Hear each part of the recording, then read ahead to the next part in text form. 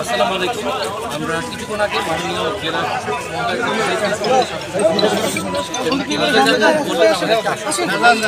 অবৈধ যে বালু মহলগুলো আছে তিনি এবং রাত 12টা 1টা 2টা পর্যন্ত তিনি এগুলোর বিরুদ্ধে ব্যবস্থা নেওয়ার চেষ্টা করেছিলেন এবং বাকি যেগুলো আছে 4টা বালু মহল তার মধ্যে একটা স্টে হয়ে রয়েছে, বাকি 3টা চলছে।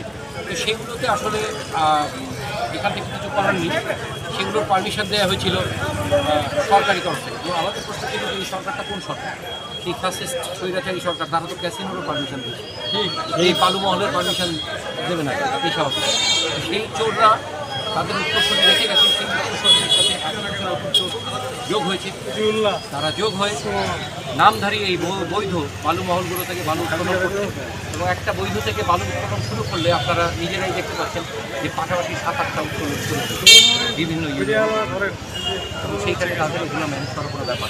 যখন চোরে চোরে মাসুল ভাই একসাথে কাজ করা শুরু করে তখন 10টা জায়গায় চুরি করলেও কি 100 জায়গায় চুরি করলেও তাদের শক্তি একটাই তাদের শক্তি।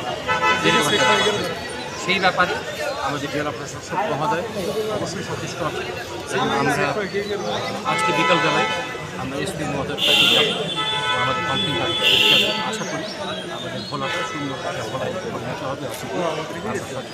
আপনার সামনে অবশ্যই আমাদের যদি কাজ না হচ্ছে আমরা আমাদের কর্মসূচি থামিয়ে রাখবো, আমরা নাম প্রকাশ করব। পরবর্তী কর্মসূচি হচ্ছে আমরা এই বালু চুরির সাথে ডাকাতির সাথে যারা জড়িত আমরা তাদেরকে চিনি, আপনারাও চেনেন।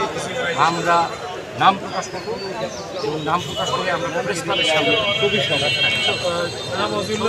তাদেরকে সবাই চিনি।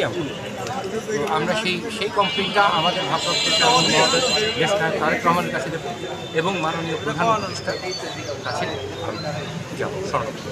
ঠিক আছে, ধন্যবাদ।